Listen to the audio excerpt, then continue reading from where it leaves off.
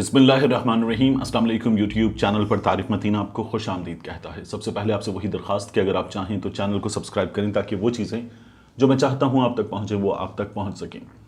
پاکستان میں OIC کے وزرائے خارجہ کا اجلاس ہوا، 48واں یہ اجلاس تھا، اہم ترین اجلاس، اور اس اجلاس نے اپنے مقاصد میں کامیابی حاصل کرنے کا آغاز شروع کر دیا ہے۔ یہ اجلاس جن مقاصد کے تحت بلایا گیا تھا ان میں سب سے پہلے اتحاد، انصاف اور باہمی اشتراک کار، یہ اس اجلاس کا ایجنڈا تھا۔ ان لائنز پر اس اجلاس کو منعقد کیا گیا اور اس اجلاس نے اپنے انعقاد سے پہلے ہی جو انصاف کے حصول ہیں اس کے لیے آواز اٹھانے کے سلسلے میں جو اقدامات کیے انہوں نے نتائج دینا شروع کر دیے اجلاس سے پہلے ہی۔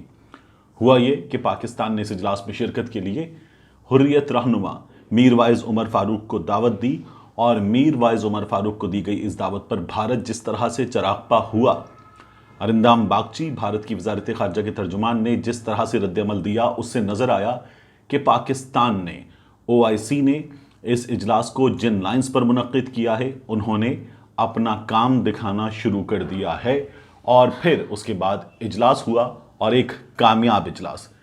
حکومت پاکستان اس پر مبارکباد کی مستحق، OIC مبارکباد کی مستحق، اور وزیر اعظم عمران خان صاحب جنہوں نے بہت بھرپور خطاب نہ صرف اس اجلاس سے کیا بلکہ اقوام عالم میں وزیر اعظم عمران خان نے کشمیر کا سفیر بن کر، اسلامو فوبیا کے خلاف آواز اٹھا کر سفیر بن کر جس طرح سے یہ مقدمہ لڑا ہے اس پر عمران خان صاحب بھی اس معاملے پر مبارکباد کے مستحق ہیں کہ اتنا بھرپور اجلاس اور ایسی مارا ماری کی سیاسی فضا میں منعقد کرنا پاکستان کی، حکومت پاکستان کی، عمران خان صاحب کی کامیابی ہے۔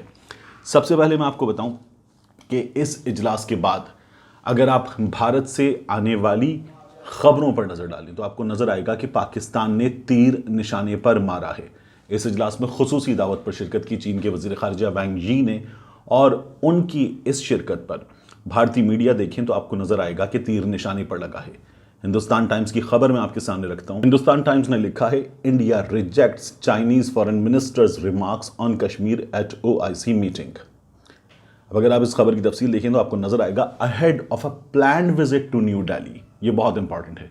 نئی دلی کے مجوزہ اور طے شدہ دورے سے پہلے چائنیز فارن منسٹر وانگ یی India on Wednesday rejected his support for the Islamic world's views on the Kashmir issue and said China has no locus standi to comment on the matter۔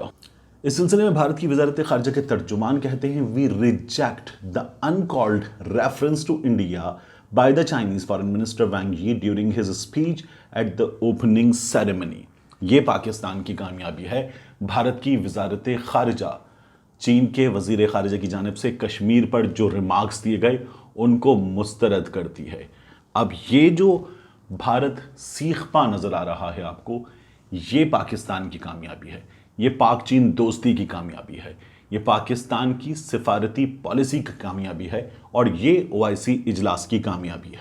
اس کے بعد اس اجلاس سے وزیر اعظم پاکستان عمران خان صاحب کا خطاب کے نکات پر میں بعد میں آؤں گا، لیکن عمران خان صاحب جس طرح سے خطاب کرتے ہیں اور جس زبردست انداز میں اس خطاب کو سنا جاتا ہے وہ اپنے آپ میں ایک مثال ہے۔ عمران خان صاحب نے اقوام متحدہ کی جنرل اسمبلی سے جو خطاب کیا تھا وہ خطاب اب تک اقوام متحدہ میں کی گئی تقاریر میں سب سے زیادہ دیکھی جانے والی تقاریر میں ہے۔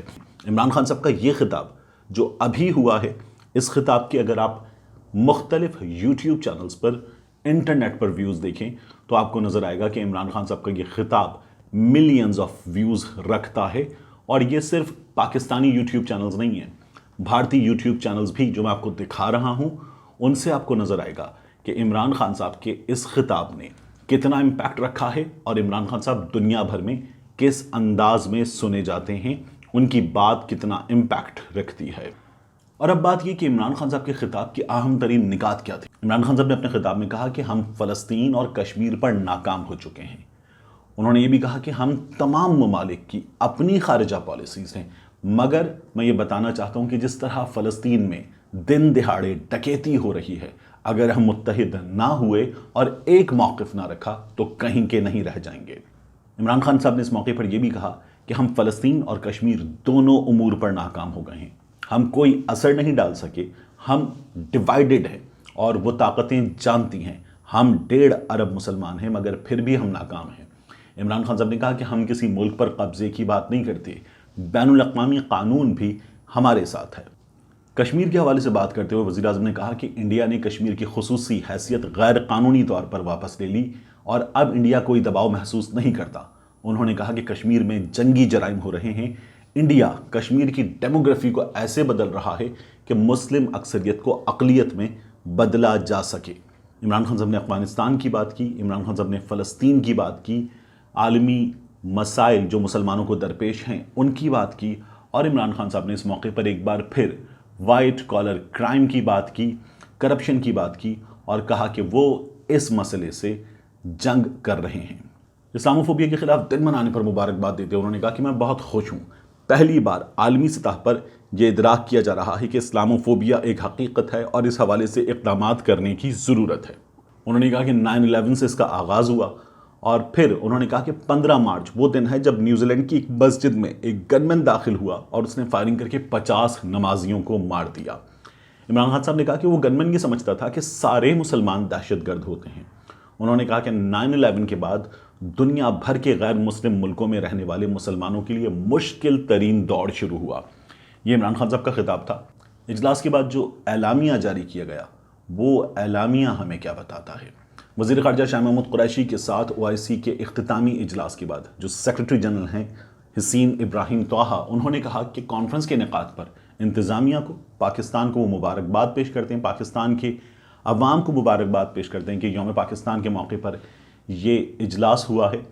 انہوں نے یہ بھی کہا کہ افغانستان پر ایک خصوصی نمائندے کے تقرر کی بات کی تھی، خصوصی نمائندے کا تقرر اور انڈاؤمنٹ فنڈ ہم نے قائم کر دیا ہے، جبکہ نائجیریا کے لیے $1 ملین سے بھی زائد کی رقم موصول ہو گئی ہے۔ شاہ محمود قریشی صاحب نے اس موقع پر خطاب کیا اور انہوں نے کہا کہ پہلی بار کسی بھی چینی وزیر خارجہ نے OIC کے اجلاس میں شرکت کی ہے۔ یہ تمام مسلمان ملکوں کے لیے فخر کی اور سیٹسفیکشن کی بات ہے۔ شاہ محمود قریشی صاحب نے یہ کہا کہ کشمیر پر اجلاس میں نہ صرف بات چیت ہوئی بلکہ اس مسئلے کو اجاگر کیا گیا۔ کشمیر کانٹیکٹ گروپ کے اجلاس میں ہم نے کشمیر پر ایک بہت کنسٹرکٹیو ڈسکشن کیا اور ساتھ ہی یہ فیصلہ کیا کہ ہمیں قراردادوں سے آگے بڑھنا ہے۔ یہ ہے وہ نقطہ جو اس اجلاس کا کراکس ہے۔ ہمیں کشمیر کے مسئلے پر، فلسطین کے مسئلے پر، مسلم امہ کو درپیش چیلنجز پر قراردادوں سے آگے بڑھنا ہے، ورنہ تمام اجلاس ہوتے ہیں، اجلاسوں سے پہلے ایجنڈا طے ہوتا ہے، اجلاس ہو جانے کے بعد اعلامیہ جاری ہوتا ہے اور بڑی بڑی باتیں کرنے کے بعد یہ اجلاس ختم ہو جاتے ہیں۔ اس اجلاس کی کامیابی بھی تب ہم حقیقی طور پر دیکھیں گے جب ہم اس اجلاس میں طے کیے گئے نکات پر عمل درآمد کریں گے، جب ہم قراردادوں سے، لفظوں سے، کاغذوں سے آگے بڑھیں گے اور عملی قدم اٹھائیں گے۔ ملتے ہیں انشاءاللہ آپ سے اگلے ویلاگ۔